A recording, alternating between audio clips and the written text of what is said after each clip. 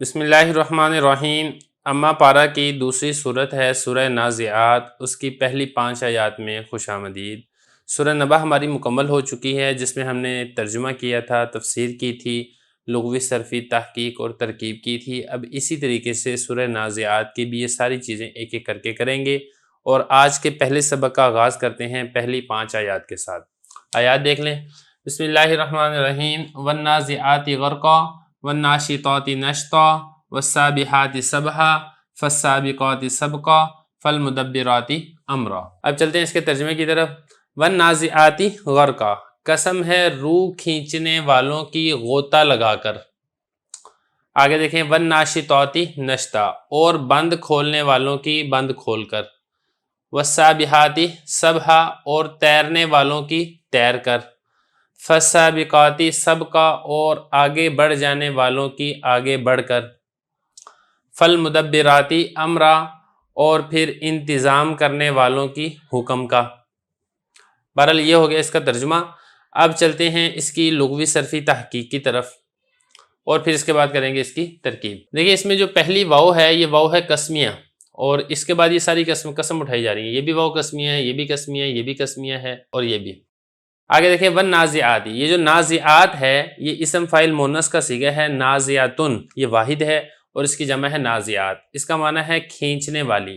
باب اس کا آتا ہے ضرب یضرب، نازع ینزع، کھینچنا، نکالنا، اسی سے یہ اسم فاعل کا صیغہ ہے۔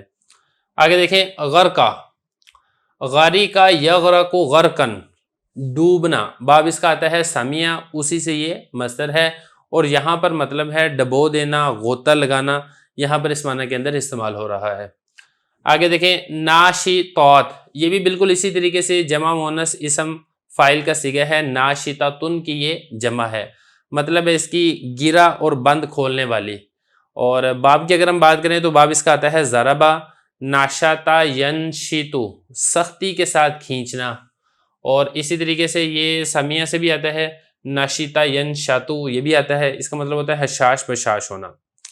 نشطہ یہ اسی سے مصدر ہے۔ اگلا لفظ دیکھیں، سابحات، یہ بھی جمع مؤنث اسم فاعل کا صیغہ ہے، سابحتن کی جمع ہے۔ اور باب کی اگر ہم بات کریں تو باب اس کا آتا ہے فتح یفتح، سبح یسبح، تیرنا، یہ اس کا معنی آتا ہے، اور سبحن یہ اسی سے مصدر ہے۔ اس کے بعد اب آگے دیکھیں، سابقات، یہ بھی جمع مؤنث اسم فاعل کا صیغہ ہے، سابقتن کی یہ جمع ہے، مطلب آگے بڑھنے والی، تیز دوڑنے والی، اور یہ ناصرہ سے بھی آتا ہے، سابقہ یسبقو، اور اسی طریقے سے یہ ضربہ سے بھی آتا ہے، سابقہ یسبقو، آگے بڑھ جانا، اور یہ سبقن یہ اسی سے ہی مصدر ہے۔ آگے دیکھیں، مدبرات، دبرا یدبر تدبیر، انتظام کرنا کسی چیز کا، یہ باب تفعیل سے آتا ہے، اور یہ بھی بالکل اسی طریقے سے جمع مؤنث اسم فاعل کا صیغہ ہے۔ امرا یہ مصدر ہے، امرا یامر امرن، کسی چیز کا حکم دینا، اور حکم کو بھی امر ہی کہا جاتا ہے۔ بہرحال یہ لغوی صرفی تحقیق ہو گئی ہے۔ اب چلتے ہیں اس کی ترکیب کی طرف۔ دیکھیں یہ واو قسمیہ جارہ ہے، اور یہ جو ساری صفات ہیں نا، یہ فرشتوں کی صفات بیان کی جا رہی ہیں، کہ جو فرشتے ہیں وہ روح کھینچ کر نکالتے ہیں، فرشتے تیر کر جاتے ہیں۔ بہرحال وہ تفسیر میں ہم انشاءاللہ وضاحت کر لیں گے، لیکن آپ نے جو بات سمجھنی ہے وہ یہ ہے کہ ان سب کے اندر جو موصوف محذوف نکلے گا وہ ملائکہ یعنی فرشتے نکلیں گے۔ اب چلتے ہیں ان کی ترکیب کی طرف۔ یہ جو نازعات ہے یہ اسم فاعل کا صیغہ، اس میں ہن ضمیر اس کا فاعل بنے گی، کیونکہ آپ کو معلوم ہے کہ جو اسم فاعل ہوتا ہے، یہ اسم مفعول ہوتا ہے، یہ سارے کے سارے شیبہ فعل ہوتے ہیں، یعنی ان کا فاعل بھی ہوتا ہے اور ان کا بعض اوقات مفعول بھی ہوتا ہے، اور ان ساری ترکیب کے اندر آپ کو مفعول بھی ملے گا۔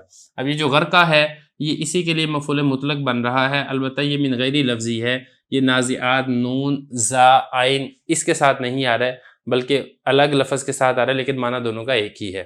تو نازعات یہ صیغہ شیبہ فعل، اس میں ہن ضمیر اس کا فاعل، غرقہ اس کا مفعول مطلق، تو شیبہ فعل اپنے فاعل اور مفعول مطلق سے مل کر جملہ ہو کر یہ صفت بنے گی ملائکہ محذوف کی، ملائکہ موصوف، اور یہ بن جائے گا پورا جملہ اس کی صفت، موصوف اپنی صفت سے مل کر یہ بن جائے گا معطوف علیہ، باقی یہ سارے اس کے معطوف بن جائیں گے۔ والناشطات یہ بھی معطوف ہے، سابحات یہ بھی معطوف ہے، سابقات مدبرات یہ سارے اس کے لیے معطوف بن جائیں گے، اور آپ نے ساری جگہ پر یہی ملائکہ نکالنا ہے۔ واو یہ عاطفہ، ناشطات یہ شبہ فعل، اس میں ہن ضمیر اس کا فاعل، نشطہ یہ بنے گا اس کے لیے مفعول مطلق، تو شبہ فعل اپنے فاعل اور مفعول مطلق سے مل کر جملہ ہو کر الملائکہ موصوف کی صفت۔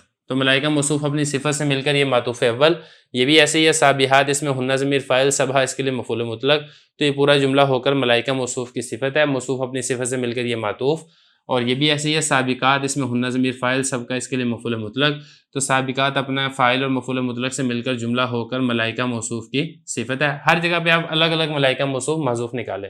یہ بھی ایسے ہی ہے مدبرات، یہ صیغہ شبہ فعل، اس میں ہن ضمیر فاعل، البتہ جو امرہ ہے یہ اس کے لیے مفعول مطلق نہیں ہے، اس کے لیے مفعول بھی بن رہا ہے، تو مفعول بھی فعل اپنے شبہ فعل اپنے فاعل اور مفعول بھی سے مل کر جملہ ہو کر ملائکہ موصوف کی صفت، تو ملائکہ موصوف اپنی صفت سے مل کر یہ بنے گا معطوف، تو یہ معطوف علیہ تھا، یہ معطوف علیہ معطوف سے مل کر یہ جو واو قسمیہ جارہ تھا اس کے لیے بن جائے گا مجرور، تو جار مجرور مل کر یہ اقسم فعل کے متعلق ہو گئے کہ میں قسم اٹھاتا ہوں، تو اقسم فعل اس میں انا ضمیر فاعل اور یہ سارا بن جائے گا اس کے متعلق، فعل فاعل اور اپنے متعلق سے مل کر جملہ ہو کر یہ بنے گا قسم۔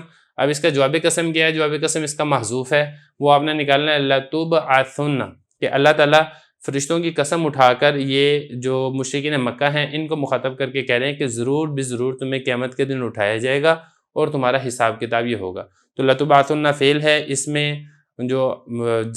میں نائب فعل اس میں آپ نکال لیں تو جو فعل اپنے نائب فعل سے مل کر، فعل مجہول اپنے نائب فعل سے مل کر جملہ ہو کر یہ بن جائے گا جواب قسم، قسم اپنے جواب قسم سے مل کر جملہ فعلیہ انشائیہ ہوگا، کیونکہ جو قسم ہے وہ یہ انشاء کی ہے، خبریہ کی قسم نہیں ہے، تو بہرحال یہ اس کی ترکیب ہے۔